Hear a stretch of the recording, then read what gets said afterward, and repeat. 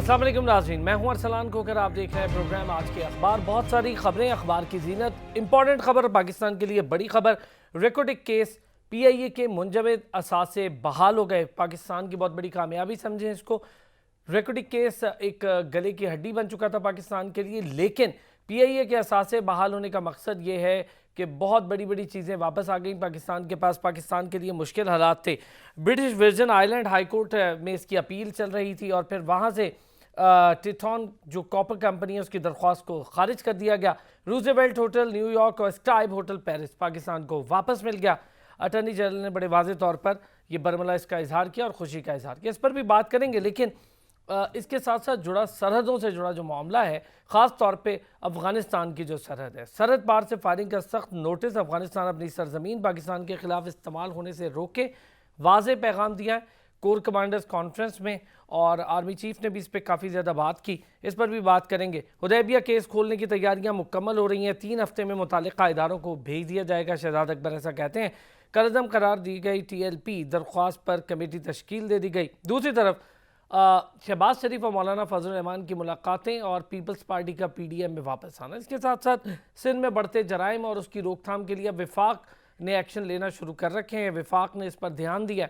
इससे क्या मामला आगे बढ़ेंगे और कहीं सूबे को ये तो नहीं लगेगा कि दखल अंदाजी शुरू कर दी है, क्योंकि अगर सूबे में जराइम की शरह बढ़ना शुरू हो जाए तो यकीनी तौर पर ये एक बड़ा अलार्मिंग सिचुएशन होती है। बहुत सारी चीज़ें इस पर बात होगी। मेरे साथ तारिक मलिक साहब स्टूडियोज़ में मौजूद है, तजियाकार हैं। इनके साथ साथ बैरिस्टर वकास अब्रेज़ खान साहब तजियाकार भी हैं, कानूनी माहिर भी हैं। दोनों चीज़ों पर बड़ी गहरी नज़र रखते हैं, पॉलिटिक्स और उसके साथ साथ कानून। बहुत शुक्रिया आप दोनों हजरात का। तारिक साहब, सर ज़रा सरहद पार से फायरिंग वाला मामला मेरी नज़र में ज़्यादा अहम इसलिए है चूँकि अफ़गानिस्तान की सरहद दहशत गर्दों के लिए इस्तेमाल होती आई पाकिस्तान के ख़िलाफ़, और बड़े लंबे अरसे से इस्तेमाल हो रही है। और पाकिस्तानी जो हमारे फ़ौजी भाई हैं वो शहादतें वहाँ पर हो रही हैं, वहाँ पर जानों का नजराना पेश करें, लेकिन सरहद पार से फायरिंग रुकने का नाम नहीं ले रही। कोर कमांडर कॉन्फ्रेंस में आर्मी चीफ ने भी बड़ा वाज़ेह और सख्त पैगाम दिया है कि ये बर्दाश्त नहीं होगा और अफ़गानिस्तान इसको इस्तेमाल करने से रोके। अस्सलाम वालेकुम जी। सबसे पहले तो मैं कहूँगा कि जो है ना, जो कोर कमांडर्स की मीटिंग हुई है, कमर जावेद बाजवा साहब ने उसकी क़यादत की और उन्होंने बहुत अच्छे जो है ना उसमें जो है ना बातें की। मैं ख़ुद सुन रहा था।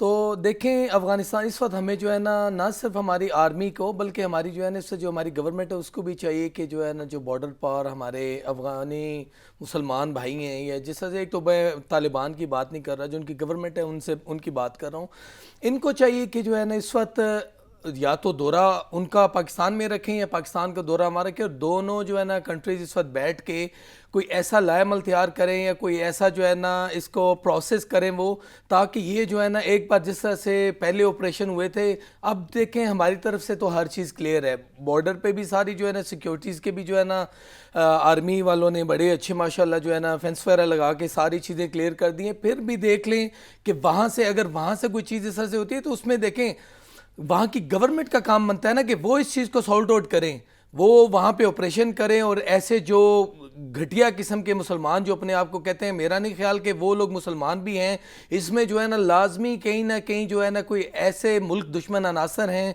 जो उनके साथ मिले हुए हैं और वो नहीं चाहते कि पाकिस्तान में या अफ़गानिस्तान में जो है ना सुकून हो और मुल्क तरक्की कर सकें। इसमें लाजमी कोई थर्ड ऐसी जो है ना कंट्री या कोई ऐसी ताकत इन्वॉल्व है जो चाहती नहीं है कि हमारे आपस में तल्लुकात बेहतर हों। क्योंकि देखें, आज पाकिस्तान या अफ़गानिस्तान आपस में जो है ना इनकी सेटलमेंट होती है, बॉर्डर पे कशीदगी नहीं होती, सुकून होता है, तो हमारा बिजनेस जो है ना काफ़ी डेवलप हो सकता है।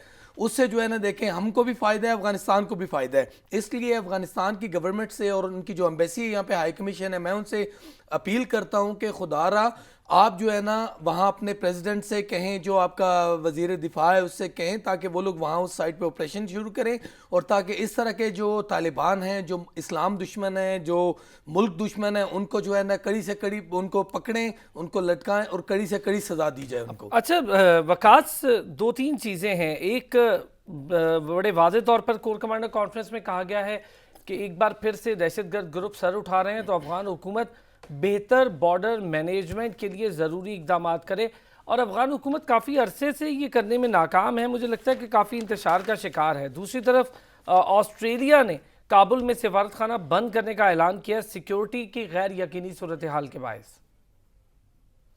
देखिए इरफान, ये डेफिनेटली अफगानिस्तान की गवर्नमेंट के लिए बहुत बड़ा सेटबैक है, चूंकि अमेरिका ने बड़ी क्रिस्टल क्लियरली इन चीज़ों की डिक्लेरेशन दे दी थी 2 महीने कबल के हम वहाँ से अपनी तमाम फौजों का इंहला करना चाहते हैं। हम पीस और प्रॉस्पेरिटी का जो प्रोसेस है उसको प्रवेल करने के लिए वो तमाम इकदाम करेंगे जो गुज़िश्ता 20 सालों से नहीं किए गए थे। जो बाइडेन ने बड़ी ज़बरदस्त इस हवाले से अपना पॉलिसी और अपनी स्टेटमेंट लाइन ऑफ एक्शन जो है वो डिक्लेयर कर दिया था, और पाकिस्तान ने भी इस पे बड़ा ज़बरदस्त रद्द अमल दिया और पाकिस्तान उनकी हाँ में हाँ मिलाई, चुके पाकिस्तान का, अमेरिका का और अफगानिस्तान का अमन है वो इंटरलिंक है। अगर अफगानिस्तान के अंदर से दहशतगर्द उठते हैं तो अल्टीमेटली वो पाकिस्तान को भी नुकसान पहुंचाते हैं। यहाँ पे भी आप देखते हैं खुदकश बमबारी जो है वो उस दौर के अंदर, जो परवेज मुशर्रफ के दौर के अंदर बहुत ज्यादा बढ़ गई थी, और Pakistan has fought a long hearted battle against terrorism.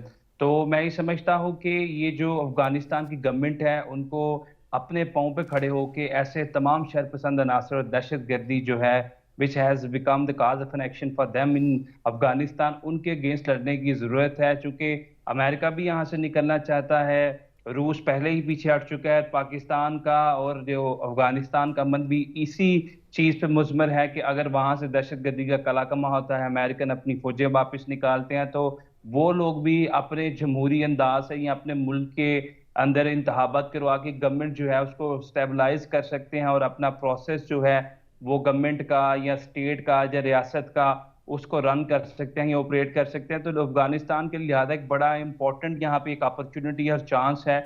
अगर उनकी गवर्नमेंट आज कोलैप्स कर जाती है या फेल हो जाती है इन टेररिज्म के खिलाफ या टेररिस्ट फैक्टर के खिलाफ लड़ने के लिए, तो मैं ये समझता हूँ कि मुस्तकबिल में उनको बहुत ज्यादा नुकसान का अंदेशा होगा। अच्छा वकास, दो तीन चीज़ें आप दो हज़रात से पहले ज़रा मैं सोच रहा हूँ ये आपसे डिस्कस करूँ, फिर तारिक मलिक साहब से भी करूँ। जो ये मामला है ऑस्ट्रेलिया के सिफारत खाने का, ऑस्ट्रेलिया के इस वक्त जो 80 सिर्फ फ़ौजी जो हैं वो अफ़गानिस्तान में मौजूद हैं, जो नेटो फोर्सेस के साथ इस वक्त काम कर रहे हैं। दूसरी तरफ तालिबान तर्जुमान ने बयान दिया है कि जो इंसानी हुकूक पर काम करने वाली तंजीमें हैं या सिफारतकार हैं उन्हें परेशान होने की ज़रूरत नहीं है, वो ख़ुद को गैर महफूज ना समझे, उनका तहफ़्फ़ुज़ किया जाएगा। बिल्कुल, ये जबरदस्त उनकी तरफ से स्टेटमेंट है, और आपने देखा कि अमेरिका का जो वहां पे असर रसूख है या ऑस्ट्रेलिया का असर रसूख है उसको तो किसी तरीके से डिस्पर्ज नहीं किया जा सकता, जो कि वो रूट काजिज पे अपनी जड़ें जो है वो मजबूत कर चुके हैं।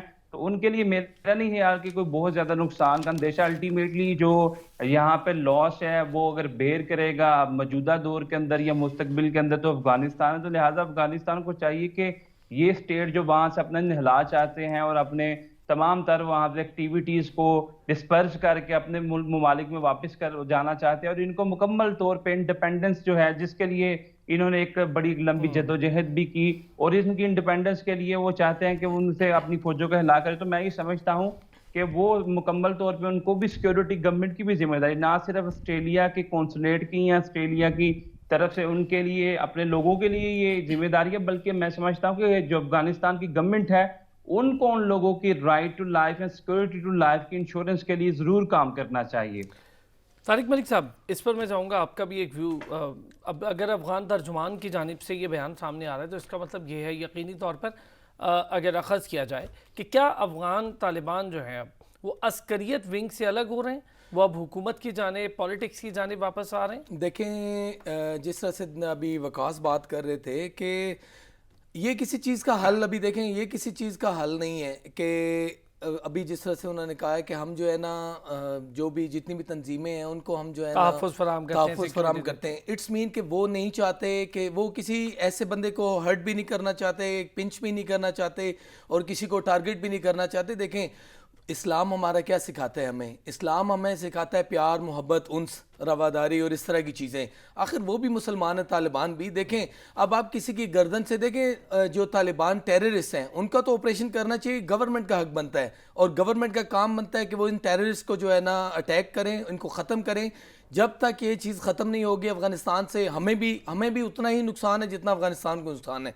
और जहाँ तक बात आ गई जो है ना ऑस्ट्रेलिया ने वहाँ से जो है ना एम्बेसी अपनी जो है ना शट डाउन कर दी और वो जो है ना वहाँ से मूव कर गए, तो ऑब्वियसली देखें कि अब उनको टारगेट किया जा रहा होगा। और दूसरा ये कि जो है ना वहाँ पे उनको जो है ना कॉल्स गई, कॉल जाने के बाद जो है ना उनको देखें, वहाँ के जो तालिबान नेगेटिव एक्टिविटीज़ वाले तालिबान हैं, उनको तो पैसा चाहिए, उनको तो किसी से कोई लेना देना नहीं है कि कोई अमेरिकन है, कोई ऑस्ट्रेलियन है, कोई भी है।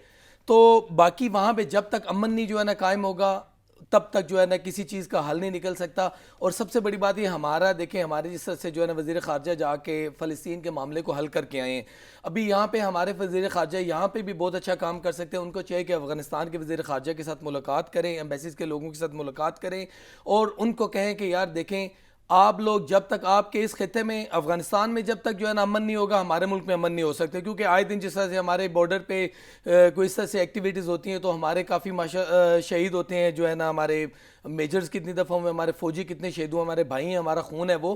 तो इसलिए जो है ना इसका हमें प्रॉपर जो है ना कोई रास्ता निकालना होगा। ये जो है ना इस तरह से प्रॉपर हल निकालना होगा। चले जी आगे बढ़ते हैं, फिर रेकॉर्डिंग केस पे थोड़ी बात हो जाए।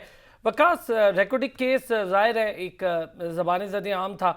पीआईए के मुंजमद असासे बहाल हो गए हैं और केस में पीआईए के खिलाफ तमाम पुराने फैसले वापस। पाकिस्तान की वैसे बहुत बड़ी कामयाबी है ये, मुझे भी यही लगता है। Arsalan, this is very happy woman for Pakistan. और मैं गुज़िश्ता साल भी जब इसका फैसला आया तो जब डिफरेंट चैनल्स पे इस हवाले से अपनी इराक़ इज़हार कर रहा, तो उस वक्त भी हमने ये कहा, जितने भी पाकिस्तान के जुडिकेचर्स हैं, लीगल ज्यूरिस्ट हैं जो इस बारे में अपनी इराक़ इज़हार कर रहे थे, तो हमारा ये एक कंसेंसस है इस चीज़ पर कि अगर पाकिस्तान इंटरनेशनली और स्पेशली जिस कोर्ट के अंदर ये पेंडिंग है जहाँ पे इसके लिए रिव्यू फाइल किया गया, अगर पाकिस्तान वहाँ पे जाके स्ट्रांगली इस केस को रिप्रेजेंट करता है, आर्ग्यू करता है, तो इस केस के अंदर बहुत सारी कन्विंसिंग और परसुएसिव पावर मौजूद है।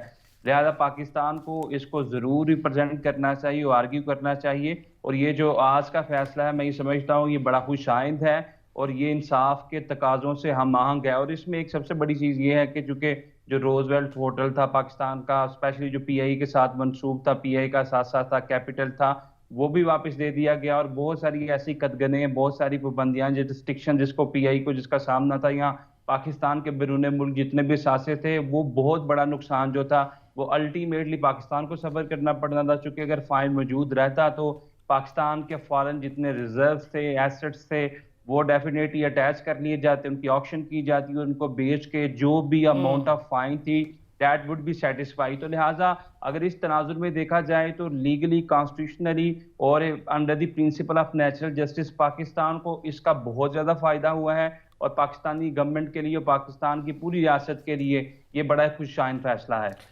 तारिक साहब। सर, वकास ने भी कह दिया, मेरे पास जो है ना मज़ीद उसमें लफ्ज़ नहीं है, लेकिन ये पाकिस्तान की बहुत बड़ी जीत है।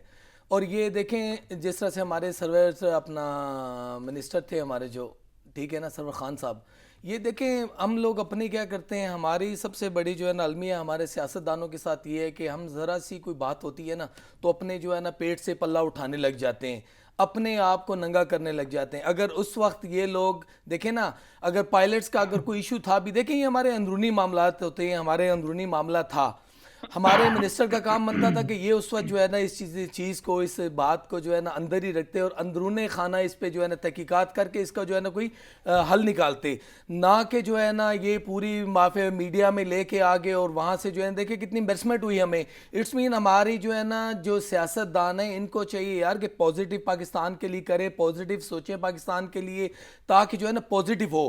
हम अपने जब खुद ही जो है ना अंदर से ही हम जो है ना ये चीज़ कहेंगे कि यार हम गलत हैं, ये गलत है, तुम गलत हो, वो गलत है, तो फिर तो लोगों को तो मौका मिलेगा।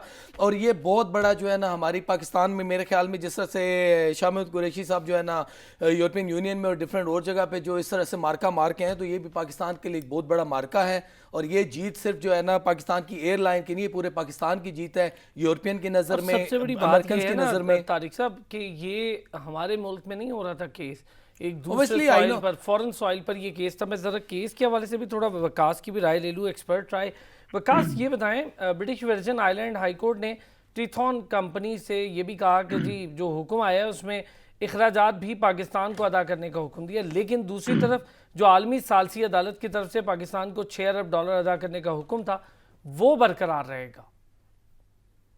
देखें, इसमें दो चीज़ें आसान, एक तो ये कि जब ये कॉन्ट्रैक्ट जो था, ये एग्रीमेंट जो था, वो डिज़ाइन किया गया और प्रोमलगेट किया गया, उस वक्त हमारे chief justice of Pakistan justice Iftikhar Chaudhry साहब जो थे उस वक्त वो सुप्रीम कोर्ट के चीफ जस्टिस थे, और उन्होंने ये जो फॉरेन कंपनी थी थॉन, जिनका आपने नाम लिया, उनको पाकिस्तान से वापस भेज दिया। उनको कहा कि आप जहाँ पे जो भी एक्टिविटीज़ हैं वो अपनी तमाम एक्टिविटीज़ पोस्टपोन करें या वो अपनी एक्टिविटीज़ कैंसिल करें और आप पाकिस्तान से वापस चले जाएं। क्योंकि इससे पहले गवर्नमेंट के साथ उनका ये एग्रीमेंट था कि हम यहाँ पे जो भी माइंस वगैरह या जो भी ज़र ज़मीन मदनियात ज़हायर सही। वगैरह यहाँ पे तलाश करना चाहते हैं, और वो एग्रीमेंट जब वो कैंसिल हुआ, ये लिक्विडेट हुआ पाकिस्तान की तरफ से, तो उन्होंने अपने डैमेजेस क्लेम कर दिए इंटरनेशनल कोर्ट ऑफ जस्टिस के अंदर। तो मैं ये समझता हूँ कि जो भी उनको हर्जाना जो 6 अरब जिसका आपने पाउंड्स का तस्करा सॉरी किया, तो उसके अंदर वो अभी तक इंटैक्ट है। और उस फैसले को भी जब पाकिस्तान चैलेंज करेगा तो ultimately there is a probability and possibility के जो फाइन है जो बहुत बड़ी मकदार में, ये बल्क में है, उसके अंदर बहुत बड़ी तादाद में रिडक्शन की पॉसिबिलिटी है। ये तो नहीं हो सकता कि मुकम्मल तौर पे फाइन वेव ऑफ कर दी जाए। अल्टीमेटली उन्होंने भी पाकिस्तान के अंदर जो यहाँ पे एफर्ट्स की थी, जो स्ट्रगल की थी और सारी मशीनरी लेकर आए थे, उनको भी तो लॉस हुआ है, डैमेज हुआ है हमारे जो भी कोर्ट का डिसीजन था। लेकिन उसके बावजूद भी मैं बतौर स्टूडेंट ऑफ लॉ ये समझता हूँ कि जब इंटरनेशनल कोर्ट ऑफ जस्टिस में ये मैटर रिव्यू में जाएगा तो उसके अंदर अल्टीमेटली पॉसिबिलिटी यही है कि फाइन के अंदर बहुत बड़ी तादाद के अंदर जो है पाकिस्तान को जो वो वेव ऑफ कर दिया जाएगा। अच्छा, एक और ख़बर जो इसके साथ चलेंगे, तो एक अच्छी चीज़ वकास ने इसका कानूनी पहलू भी बताया। तारिक साहब, हुदैबिया पेपर मिल केस दोबारा खोलने की तैयारियां मुकम्मल हो रही हैं, 3 हफ्ते में मुतालिका इदारों को भेज देंगे, शहजाद अकबर साहब कहते हैं। कितना और इस केस से क्या कुछ निकल सकता है? सर खान साहब ने मेरे ख्याल में, और ख़ासकर इनके जो मुशीर वगैरह हैं, इन्होंने मेरे ख्याल में इनसे कुछ निकाल के ये आराम करना है। खुदा के बंदो, इनसे देखें, हमारे मुल्क में सिर्फ कानून गरीब के लिए है, क्योंकि बैरिस्टर साहब बैठे हुए हैं, मुझसे ज़्यादा वो बेहतर समझते हैं कि कानून हमारे मुल्क में सिर्फ गरीबों के लिए है। मियाँ बरदरान से, जरदारी साहब से या किसी और से मैं आज ये बात टीवी चैनल पे बैठ के कह रहा हूँ कि अगर ये 2 साल और भी अगर इन्होंने कुछ उनसे निकाल लिए तो आप मुझे बताइएगा, ठीक है ना। कुछ भी नहीं होना। आप देख लेना, जहांगीर तरीन साहब ने जो है ना, माफिया थे ना, खुद एलिगेशन लगाए गवर्नमेंट ने। आज गवर्नमेंट उनके ऊपर क्यों नहीं बात कर रही? अब देख लें फ़लस्तीन के जो है ना इशू बना हुआ था, फ़लस्तीन के इशू में देख लें कितने तरीके से जो है ना इसने अपना, जहांगीर तरीन साहब ने अपने आप को क्लियर करा लिया। चलो अभी क्लियर नहीं भी हुए तो अब देखें उनके पास 40 प्रेशर ग्रुप तो बना लिया तो ना। वही ना। और यही बात मैं कर रहा हूँ ना, तो इन्होंने इमरान खान साहब ने इनसे कुछ ले सकेंगे और ना इन लोगों ने देना है। ये इतना बड़ा माफिया है पाकिस्तान में, ठीक है ना। जिस तरह से मियाँ बरदरान हो गए, पीपल्स पार्टी वाले हो गए, दूसरी जो इनके साथ जितने भी चोर डाकू मिले हुए हैं, मैं बात करूँगा सर सबसे पहले जो है ना पाकिस्तान और उसकी पाकिस्तान की गरीब आवाम की। खान साहब को चाहिए कि वो इनसे अदालतों का काम है कि वो इनसे पैसे निकलवाए, केसेस चलाए, इनके ऊपर जो भी कड़ी से कड़ी सजा इनको मिल सकती है इनको मिलनी चाहिए। अगर इन्होंने करप्शन की भी है तो गवर्नमेंट को काम बनता है कि गवर्नमेंट इस वक्त जो है ना महंगाई पे कंट्रोल करो, अपने इश्यूज पे। खान साहब इन चीज़ों से निकल आए, आप बाहर 2 साल का टाइम है आपके पास, आप 2 साल में जो है ना कोई डिलीवर करें। बाकी रही बात ये हुदैबिया केस और बाकी जितने केसेस हैं, देख शहबाज शरीफ साहब अंदर गए थे, बाहर आ गए, फिर उनको बाहर नहीं जाने दिया गया। लेकिन देख लीजिएगा 1-2 दिनों में जो है ना उनके केस भी इसी तरह जो है ना क्लियर हो जाएंगे। और हुदैबिया की जहाँ पे बात आ जाती है तो ये इसी तरह लटकता रहेगा, 2 साल ऐसे गुजर जाएंगे। बाद में देख लीजिएगा यही नून वाले होंगे, यही पीपी वाले होंगे, फिर इक़्तिदार में बैठे होंगे और उल्टा जो है ना ये फिर जो है ना केसेस सारे जो है ना इसी तरह के केसेस तहरीक इंसाफ के खिलाफ आएंगे। अच्छा Waqas, Hudaibiya paper mill case मशहूर ज़माना है, एक बार एक चीज़ अगर ख़त्म होती है उसको दोबारा से शुरू किया जाता है, क्या कानूनी पहलू क्या है इसका? क्या इसमें से कुछ हासिल होगा? शहजाद अकबर साहब समझते हैं कि इसमें बहुत सारी ऐसी चीज़ें थी जो मिस हुई हैं, उसको अब मज़ीद दोबारा से एक अच्छा रेफरेंस तैयार किया जाए। Arsalan, it would prove a white elephant for PTI government. और जो आपने बात की कि एक चीज़ जो एक दफ़ा ख़त्म कर दी जाती है, क्या दोबारा इसको स्टार्ट किया जा सकता है? It is a principle of national justice that no one should be disturb twice for the same cause, कि किसी शख्स को एक मसले के लिए, एक केस के लिए, एक इशू के लिए 2 दफा डिस्टर्ब नहीं किया जा सकता।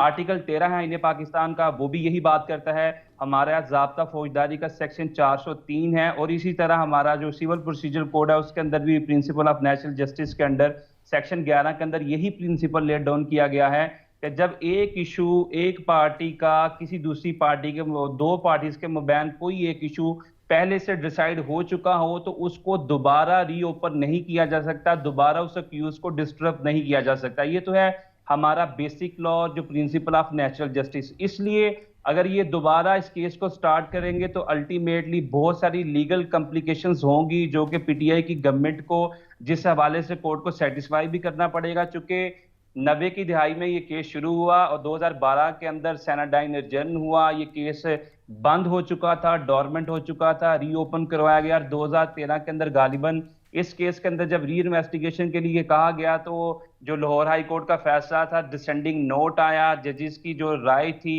वो एक दूसरे से मुख्तलिफ थी, बेंच जो था वो तकसीम नजर आया। एट द सेम टाइम जब सुप्रीम कोर्ट के सामने जस्टिस कादी फाइज ईसा का जो बेंच बना था उसके सामने ये इसकी अपील में गए तो उस वक्त ये जो केस था ये टाइम बार हो चुका था, लिहाजा जो नैब की रिक्वेस्ट थी वो टर्न डाउन की गई, स्ट्राइक डाउन की गई, उस केस को मुकम्मल तौर पे बंद कर दिया गया।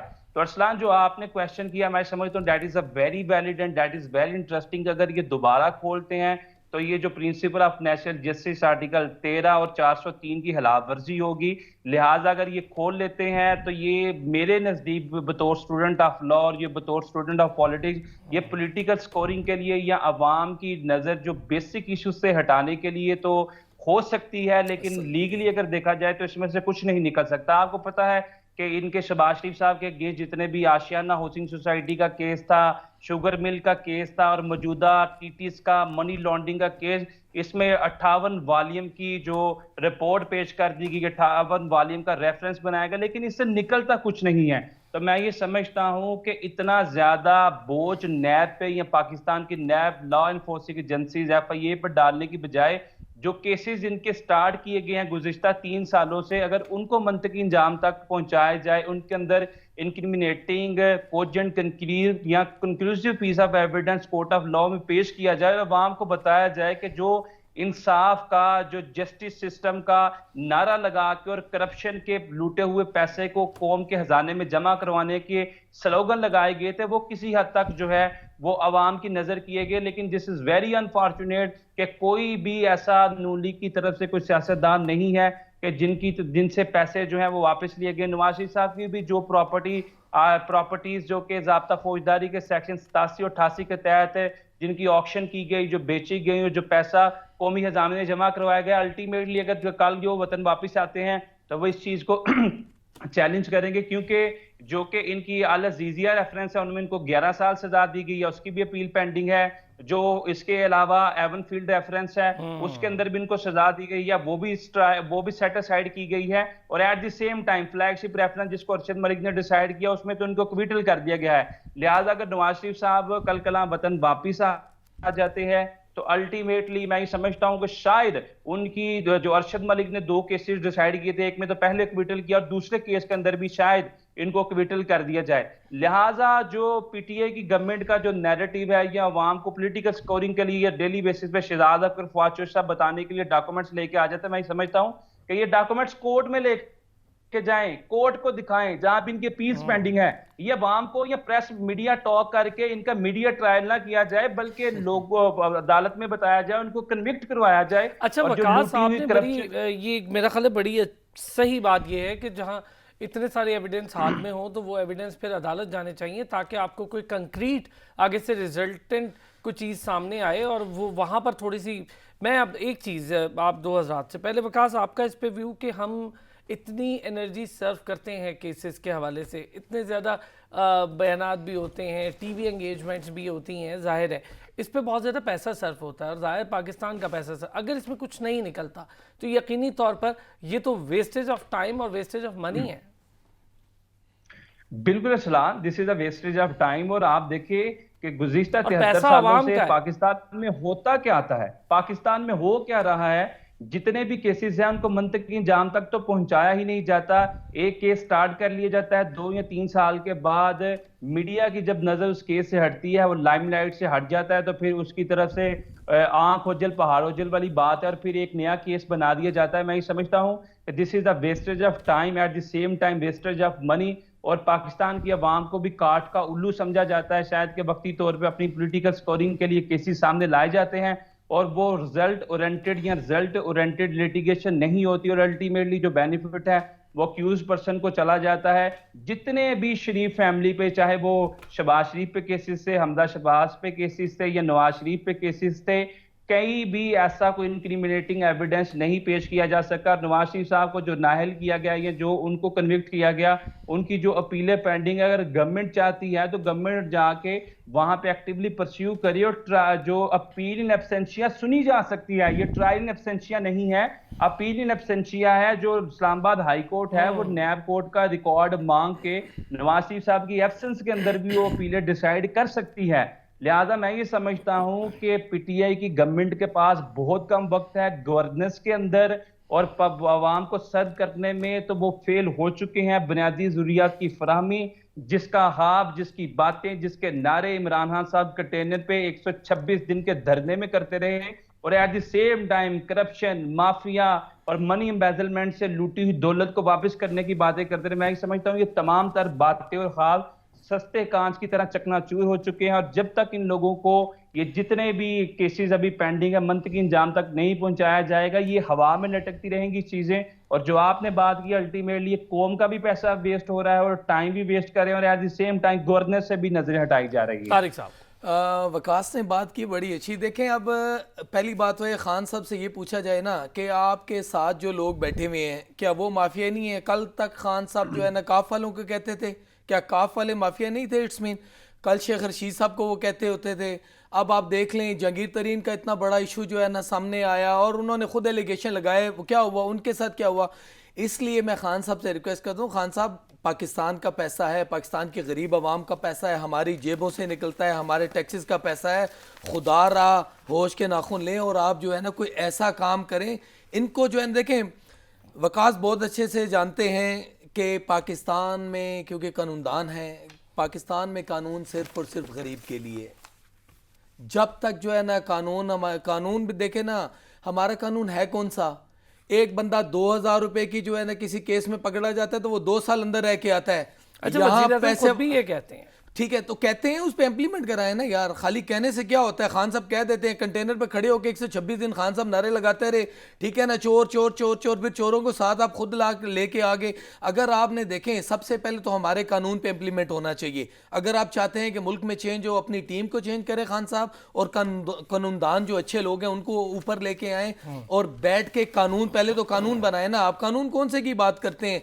यहाँ एक आप देख लें, अलीम खान साहब को देख लें। अलीम खान साहब ने सीडे की 300 कनाल की ज़मीन पे जो है ना कब्जा करके रोड निकाल के ले गए। वहाँ खान साहब को कहाँ चले जाते हैं? क्या ये केस नहीं है? नून वाले करप्ट हैं, पीपी वाले करप्ट हैं। अपोजिशन को नजर नहीं आता क्या? सर ओपोजिशन वाले टाइम गुजार रहे हैं। नो, सर ओपोजिशन वाले टाइम गुजार रहे हैं। ओपोजिशन वाले कहते हैं कि ये किसी न किसी तरीके से ये 2 साल का टाइम भी गुजरे, उसके बाद निपटेंगे खान साहब से। खान साहब, आप जो है ना कानून पे जो है ना, कानून पहले तो कानून बनना चाहिए पाकिस्तान का कानून। मैं इस कानून को नहीं मानता। क्यों कि आप जो है ना, अब बैरिस्टर साहब हैं, वकील है, वकील जो मर्जी कर ले, उसको दूसरा वकील उसका केस ही नहीं लेगा, ठीक है ना। आप मुझे बताएं ना, जिस मुल्क का कानून ऐसा हो तो क्या जो है ना उसमें कोई चेंज आ सकता है? यहाँ आवे का आवा बिगड़ा हुआ है। क्या हमारे कानूनदान, क्या हमारे जो है ना जजेस, क्या हमारे वकला, हम भी उनमें शरीक हो जाते हैं, ठीक है ना। यहाँ हम सारे के सारे गलत हैं। खान साहब इकलौता बंदा क्या करेगा, ठीक है ना। खान साहब को चाहिए कि पहले अपनी टीम से जो है ना शुरू करें। अगर वो इतने लॉयल है ना पाकिस्तान के साथ, कसम से जो है ना खान साहब आज जो है ना जहांगीर तरीन को जो है ना सजा देने में कामयाब हो जाते हैं ना, उस माफिया पे कंट्रोल कर लेते हैं, तो हम कहेंगे वाकई यार खान साहब ने। लेकिन जो केस या जो एफआईआर जहांगीर तरीन साहब खुद भी बता रहे हैं, उसके अंदर तो कोई इतना मजबूत और कंक्रीट एविडेंस नहीं है सर। देखिए, जहांगीर तरीन साहब के अगेंस्ट कोई चीज हो सर, किसी के, मैं वही बात फिर कानून पे आ जाती है भाई। यहाँ पैसे वालों का कानून है, हर बंदा बिकता है पाकिस्तान में। मलिक रियाज क्या कहता होता था? हर बंदे का जो है ना रेट होता है, हर बंदे की जो है ना कैलिबर होता है, उसके अकॉर्डिंग उसको खरीदा जाता है। और यहाँ हर बंदा बिकता है पाकिस्तान में। क्या कानूनदान है हमारे, क्या चीज़ हमारे जो है ना जजेस हैं, क्या हमारे वकला हैं, क्या हमारे पुलिस वाले हैं, क्या हमारे मिनिस्टर्स हैं, क्या हमारे सेनेटर्स हैं, हर बंदा बिकता है। जब तक जो है ना, जरा यही बात, ये जो आप कह रहे हैं ना कि मैं इस पे जो जहांगीर तरीन वाला केस है, खबरों की अभी भी जीनत है। ये बताएं वकास के, जहांगीर तरीन का केस एक तरफ है, दूसरी तरफ ये जिसका हम हुदैबिया पेपर मिल के साथ साथ दीगर केसेस का जिक्र कर रहे हैं, जहांगीर तरीन साहब के अगेंस्ट जो केस है उसके अंदर जहांगीर तरीन साहब खुद कहीं कल्परेट कम ही दिखाई देते हैं। उनके अपने मुंह से मैं बहुत सारी चीज़ें सुन रहा होता हूँ जिसके मुताबिक उन्होंने कहा। देखिए जी, हमेशा कहा जाता है कि हम दूसरों की अपनी गलतियों पे बेहतरीन वकील हैं, दूसरों की गलतियों में जज बन जाते हैं। जितने भी अक्यूज पर्सन हैं जिनका नाम डिफरेंट इश्यूज के अंदर किसी भी एफआईआर के अंदर या किसी भी रिपोर्ट में दिया जाता है, वो अपनी बड़ी जबरदस्त वकालत करते हैं मीडिया पे आके, स्पेशली हमारे पॉलिटिशियंस, चाहे जहांगीर तरीन हो या कोई भी शख्स हो। लिहाजा कोई भी शख्स इतना सच्चा नहीं कि जितनी वो अपने मुंह से बात करता है या अपनी सफाई सुथराई में कोई अपना बयान देता है। लिहाजा जहांगीर तरीन के जहाँ तक केस की बात है, लीगली बहुत ज्यादा उसके अंदर लूप होल्स हैं, डिफेक्ट्स हैं, लेकिन अल्टीमेटली जो रिपोर्ट फर्स्ट इंस्टांस के अंदर पेश की गई थी बैरिस्टर अली जफर की तरफ से, जिनको प्राइम मिनिस्टर पाकिस्तान ने ये टास्क और ये असाइनमेंट दी थी कि आप इस केस के अहवाल का जायजा लें, इन्वेस्टिगेशन फाइंडिंग्स जो डिग आउट करें कि कौन सा शख्स टेस्ट स्पेसिफिक दिया गया, लेकिन बाद में कहा गया कि जो रिपोर्ट बैरिस्टर अली जफर की तरफ से पेश की गई थी, वो रिपोर्ट के अंदर जहांगीर तरीन जो है उनको रिलैक्सेशन दे दी गई और कहा गया कि उनका नाम जो है वो गिल्टी की लिस्ट में नहीं है या वो गिल्टी पर्सन नहीं है या उनका कोई कसूर नहीं है। लिहाजा मैं समझता हूँ कि ये इंसाफ के करीने या इंसाफ के तकाज़े ये with the passage of time बदलते रहते हैं और अल्टीमेटली पाकिस्तान जैसी डेमोक्रेटिक स्टेट के अंदर चूंकि पॉलिटिकल स्टेक होल्डर्स अपने मफादात के लिए कानून को मोम की नाक समझते हुए अपनी तरफ मोल्ड कर लेते हैं और अपने बेनिफिट्स के लिए इस्तेमाल करते हैं। आपको पता है कि बजट आने वाला है, अल्टीमेटली अगर ये 31 जो इनके जहांगीर तरीन का एक आज़ाद ग्रुप बनाया गया पीटीआई का, जिसे फॉरवर्ड ब्लॉक भी कहा जाता था, और ये भी क्लेम किया गया कि फर्दर 12 से 13 लोग हमारे साथ मौजूद हैं, तो इमरान खान साहब को बहुत ज्यादा प्रॉब्लम फेस करनी पड़ती।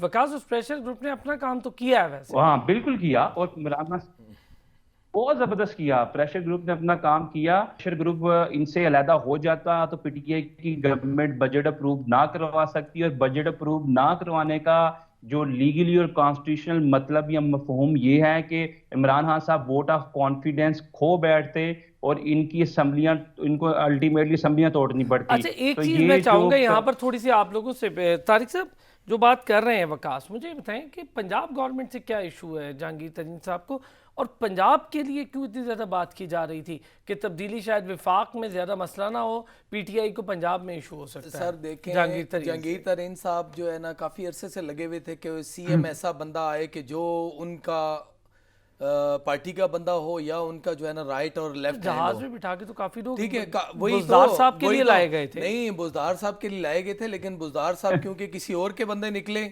इसलिए जो है ना यहाँ पे इस वक्त जो है ना पंजाब की धोड़ इस वक्त जो है ना पंजाब की लगी हुई है। जहांगीर तरीन साहब अपने आप को क्लियर करा लेंगे। बैरिस्टर साहब भी खुला के ये नहीं बात करते कि कानून सिर्फ जो है ना गरीब के लिए, पैसे वाले के लिए नहीं है। तो वजीर आजम आपके खुद भी ठीक है ना। अब देखें ना, यहाँ पे जहांगीर तरीन साहब क्लियर होंगे। 2 बंदे आपके अभी आने वाले जो है ना सीएम के चांसेस हैं। अब देख लें चौधरी निसार साहब को जो है ना, वो भी मुझे लग रहा है कि जो है ना उनकी भी जो है ना अभी दौड़ जो है ना लगी हुई है सीएम की सीट तक। अच्छा जी, और जहांगीर तरीन साहब जो है ना अपनी जगह लगे हुए हैं कि उनका बुज़दार को साइड पे करा दिया जाए, और जो है ना सारी गेम तो जो है ना सीएम की सीट की है। ठीक है ना, हर बंदा इस चक्कर में है कि वो इक़्तिदार में आए, वो इक़्तिदार में आके जो है ना अपने जेबें भरे, दोबारा से अपनी इंडस्ट्री लगाए, दोबारा से जो है ना अपने बच्चों को प्रमोट करे, क्योंकि पाकिस्तान की अवाम जो है इनकी गुलाम है। ये जितने भी हमारे पैसे वाले हैं, कुछ ख़ानदान हैं जिनकी गुलाम है, इन्होंने ही मुल्क में जो है ना सियासत करनी है, इन्होंने ही मुल्क की दौड़ संभालनी है। मिडिल क्लास, लोअर क्लास लोगों का तो काम नहीं है पाकिस्तान में। और रही बात जहाँ पे आ जाती है कानून की, तो कानून सिर्फ गरीब के लिए है। और जहांगीर तरीन साहब जैसे बंदे हो गए या बाकी जितने हमारे पैसे वाले लोग हैं, जिस तरह से जो है ना देबिया केस है, डिफरेंट और केसेस है, कुछ भी नहीं निकलना है इनसे। खान साहब आखिरी उम्मीद थी पाकिस्तान की गरीब आवाम की कि यार शायद खान साहब आए तो वो डिलीवर कर दें, लेकिन खान साहब भी वही सारे करप्ट, जहांगीर तरीन जैसे, चौधरी फवाद जैसे, शेख रशीद जैसे लोटे और इस तरह के लोग लेके आ गए और उन्होंने बेड़ा गर्क कर दिया। अच्छा जी, आगे बढ़े सर। सिंध में जराइम और विफाक ने इसका नोटिस लिया है। वकास ये बताएं कि इससे पहले भी सिंध और विफाक में आइलैंड्स को लेकर ठनी रही। अब ये जराइम का नोटिस, ज़ाहिर है जराइम बढ़ेंगे और सिंध उस पर कोई काम ना करे तो ये तो बनता है कि फिर विफाक उसका नोटिस ले। बढ़ती लाकानूनियत, बद इंतज़ामी पर वज़ीर आज़म ने वज़ीर दाखिला को फौरी तौर पर सिंध जाने और रिपोर्ट देने का हुक्म दिया। अब बिल्कुल जी, ये हमारी फेडरल गवर्नमेंट की जिम्मेदारी है कि पूरी कंट्री के अंदर जहाँ पे भी किसी सूबे के अंदर लॉ एंड जस्टिस की सिचुएशन, जो लॉ एंड ऑर्डर की सिचुएशन जो है वो खराब होती है, तो उसमें वज़ीर आज़म पाकिस्तान फेडरल गवर्नमेंट के डायरेक्शन पे एग्जीक्यूटिव ऑर्डर के थ्रू भी कोई ऑर्डर कर सकते हैं ताकि लॉ एंड ऑर्डर जो मुल्क के अंदर वो बेहतर किया जा सके।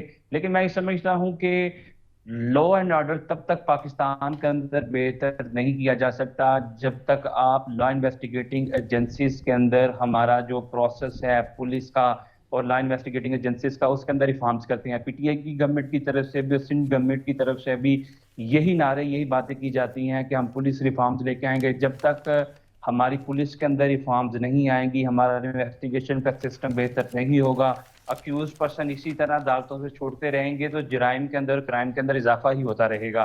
अगर एक अक्यूज एक ऑफेंडर ये समझता है कि अगर उसने कोई जुर्म सर्जत किया है और मुल्क की अदालतें जो है हमारे लीगल प्रोसेस के अंदर लूप होल्स होने की वजह से या डिफेक्ट्स होने की वजह से छोड़ देंगी तो अल्टीमेटली उसका ये परसेप्शन डेवलप हो जाएगा कि मुझे जुर्म करने से कोई नहीं रोक सकता। के 2, 4, 5, 10 दिन जेल के बाद भी ले जाएगा और फिर बाद में लेटर ऑन ट्रायल में बाइज्जत बरी भी हो जाएगा, तो फिर कभी भी क्राइम और जराइम की शरह में जो है रिडक्शन या किसी किस्म की दर्द नहीं हो सकती। लिहाजा हमारी जो पुलिस के अंदर रिफॉर्म्स है, हमारी लॉ इन्फोर्सिंग एजेंसीज के जो तरीकाकार पे, इन्वेस्टिगेशन पे, इंटेरोगेशन पे, प्रोसिक्यूशन के अंदर जो लूप होल्स हैं, जब तक उनको दुरुस्त नहीं किया जाएगा अल्टीमेटली उन एरियाज के अंदर या उन इलाकों के अंदर जहां पे क्राइम बहुत बड़ी शरह के अंदर है, मैं समझता हूँ ये कभी कंट्रोल नहीं किया जा सकता। अच्छा, बल्कि एक चीज बढ़ेगा। है, क्रिमिनल आपकी बात दुरुस्त है, आपने बड़ी इंपॉर्टेंट बात अपने हिसाब से भी की और जाहिर है कि एक कानूनी नुक्ता नज़र रखते हैं आप बड़ा बेहतर। तारिक साहब जो बात वकास कर रहे हैं मैं इसको ज़रा एलेबरेट करूँ तो ये चीज़ दिखने में बहुत ज़्यादा आती है। पीपल्स पार्टी तनकीद तो बहुत करती है लेकिन अगर सिंध की हालत ज़ार देखें तो अच्छी तो नहीं है। सर अपने गरिबान में जानते नहीं ना, ये हमेशा ये हमारी पाकिस्तान की सियासतदानों का अलमिया रहा है।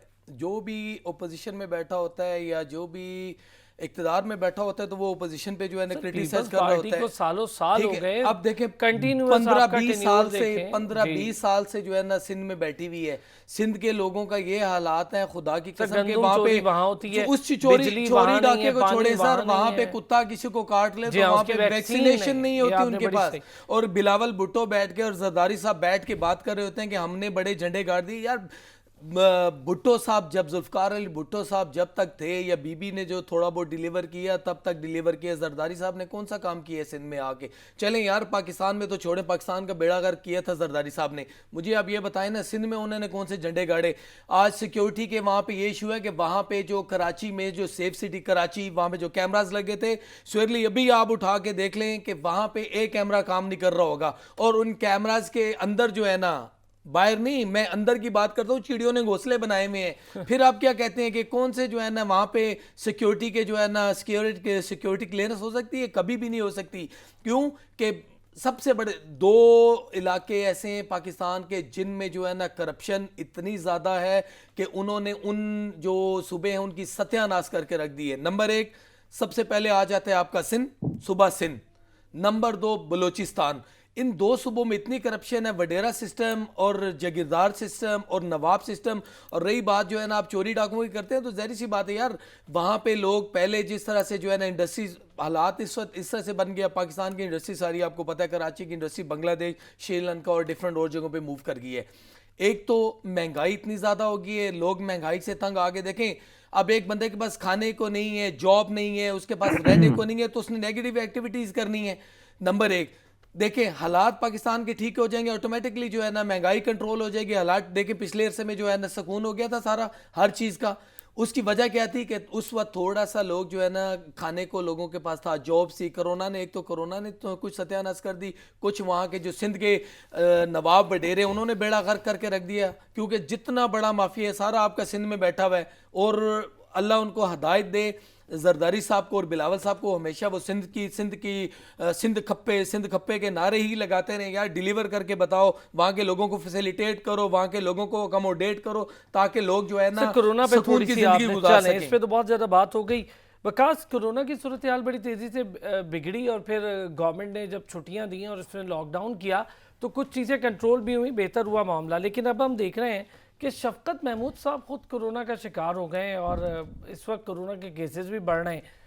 गवर्नमेंट की हिकमत अमली तो ठीक है लेकिन मेरा ख्याल है लोग थोड़ा सा बद एहतियाती कर रहे हैं।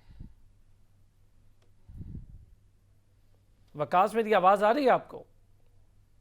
देखिए, लोग जो है उनको खुद भी एहतियात का दामन थामने की जरूरत है।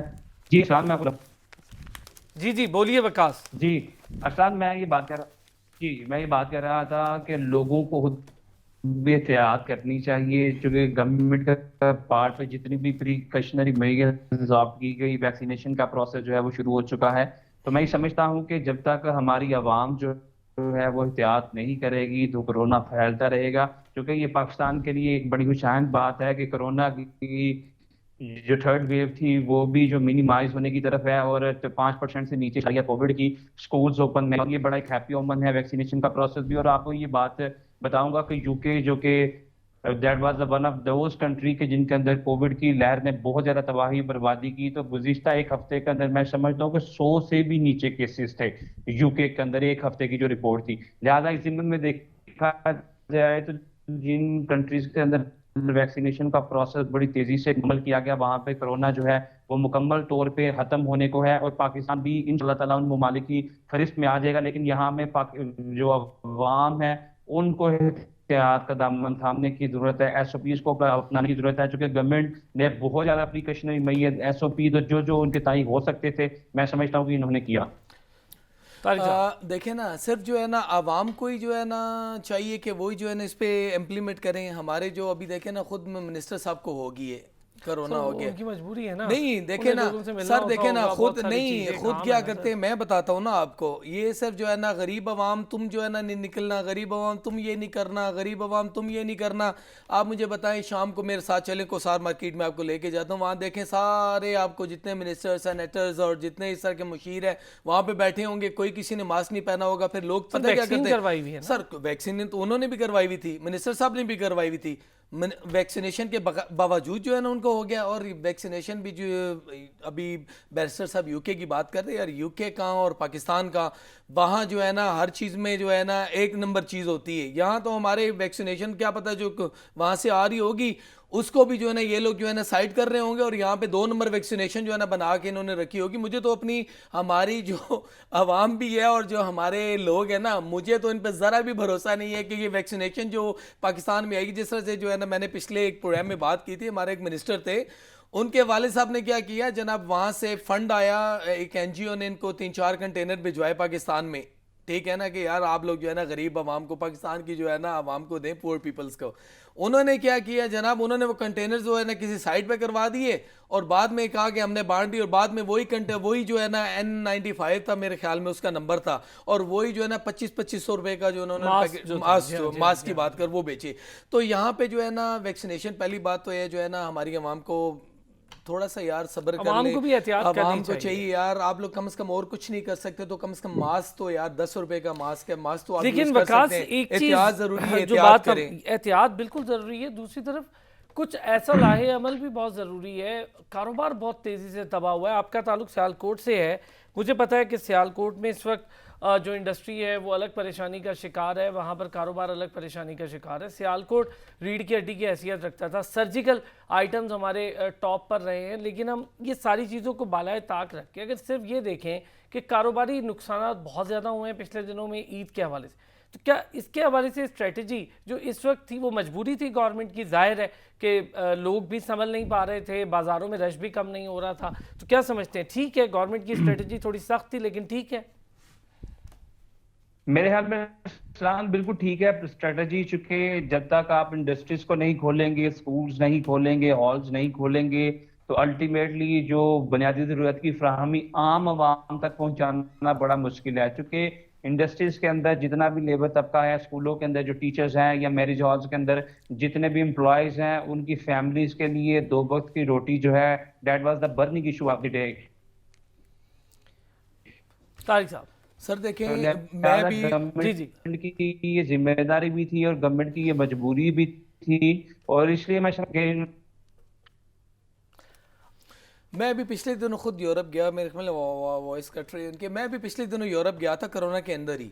सर वहाँ पे सारी इंडस्ट्री चल रही हैं, वहाँ पे जो है ना जितनी एक्टिविटीज़ थी सारी वो लोग एक्टिविटीज़ कर रहे थे, लेकिन उन्होंने क्या किया हुआ था, उन्होंने जो सोशल डिस्टेंस था, SOPs को बड़े सख्ती SOPs से को फॉलो follow कर रहे थे, किया। मास्क लगाए हुए थे, उन्होंने सैनिटाइज कर रहे थे। हमारे यहाँ पे सैनिटाइजर होते हुए लोग सैनिटाइज नहीं करते, और कुछ लोग तो ऐसे जो है ना जाहिल किस्म के लोग होते हैं, उनको कोई मशवरा दे दो ना यार कि कोरोना है, आप थोड़ी सी एहतियात कर लो यार, अपने लिए अपने बच्चों के लिए एहतियात कर लो। पता है कहते हैं ओ यार अच्छे मुसलमान है, सानू कुछ नहीं होता। तो नबी पाक सल्लल्लाहु अलैहि वसल्लम के दौर में भी तो जो है ना ऐसी जो है ना आफातें आई थी ना, इस तरह की जो है ना बीमारियां आई थी। तो इसलिए जो है ना आवाम से मेरी रिक्वेस्ट है कि वो जो है ना फर्स्ट ऑफ ऑल जो है ना एहतियात करें, कोरोना के SOPs को जो है ना फॉलो करें। और रही बात जो है ना इंडस्ट्री की और एजुकेशन की, तो देखें अगर हमारे स्कूल्स छोटे छोटे स्कूल्स हैं तो कम से कम यार वहाँ पे ग्राउंड्स तो है ना, पार्क्स तो है ना, बच्चों के एजुकेशन के लिए जो है ना मिनिस्टर साहब को फोकस करना चाहिए। और उनको चाहिए कि जो है ना पार्क्स में यार इस वक्त कर ले, क्योंकि हमने पढ़ाने तो है ना बच्चे। हम देखें एजुकेशन, अगर देखें 1 साल हो गया है, अब जो छोटे बच्चे थे वो तो जो है ना उनकी एजुकेशन तो बिल्कुल जो है ना डम होगी। इसलिए जो है ना हमें इंडस्ट्री पे फोकस करना चाहिए, और काम और हर चीज़ें जो है ना उसी तरह चलनी चाहिए, लेकिन SOPs को फॉलो करना चाहिए। एक लास्ट कमेंट लूंगा आप दोनों हजरात का, उसके बाद अपने प्रोग्राम का इख्तिताम करते हैं। वकास, ये बताएं PDM का कोई मुस्तकबिल देख रहे हैं? PDM का कोई मुस्तकबिल नहीं है, चूंकि ये जाती मफादात का, जिस तरह फिरदौस साहब ने बात की, ये मुतंजन है। और ये इनके अपने अपने जितने भी जाती मफादात से अगर ये फिर से दोबारा ये तश्कील पा भी जाती है तो लेटर ऑन इनका फिर शराजा भी कर जाएगा। तारिक साहब। देखें सर, मैं तो पहले ही कह चुका था, ये सारे जो है ना चोर डाकू इकट्ठे हुए हैं, और ये इनको ना तो पाकिस्तान से कोई लेना देना है, ना जो है ना गरीब आवाम से कुछ लेना देना है। इनको लेना देना है तो एक कुर्सी से है। ये सिर्फ कुर्सी की जंग कर रहे हैं। PDM में जितने लोग बैठे हुए हैं सिर्फ और सिर्फ कुर्सी के चक्कर में है। अगर किसी को पाकिस्तान या पाकिस्तान की गरीब आवाम से हो तो खुदा की कसम बैठ के, जिस तरह हम लोग यार बैठ के यहाँ पे मशवरे दे रहे हैं कि इमरान खान साहब को चाहिए कि इंडस्ट्री लेके आए, फॉरेन इन्वेस्टर्स लेके आए, डिफरेंट और काम इस तरह के करें। क्या हम लोग छोटे छोटे तज्जियाकार अगर ये बातें बैठ के TV चैनल्स पे कर सकते हैं, तो क्या PDM वाले, उनको नहीं पता 30-30 40-40 सालों से सियासत कर रहे हैं वो लोग, अगर वो इतने लॉयल हैं पाकिस्तान के साथ। मैं सबसे पहले देखें, आज एक बात बड़ी मजे की करना जा रहा हूँ। नवाज शरीफ साहब, जरदारी साहब, मौलाना फजल रहमान साहब, आप लोगों से मेरी रिक्वेस्ट है कि खुदारा अपने जितने भी असासे हैं आप डिक्लेयर करें, बेचें उनको, IMF का कर्जा उतारें। सबसे पहले पाकिस्तान और पाकिस्तान की गरीब आवाम है, अगर आप इतने लॉयल हैं पाकिस्तान के साथ, अपनी सारी दौलत जायदाद IMF को वापस करें, पैसा दें, ठीक है सर, वक्त की कमी है, बहुत बहुत पाकिस्तान के लिए करें, शुक्रिया उसके तारिक अवाम साहब, के लिए बहुत करें। शुक्रिया। वकास अब्रेज, आपका भी बहुत शुक्रिया। अब तक के लिए इतना ही, अपना ख्याल रखिएगा।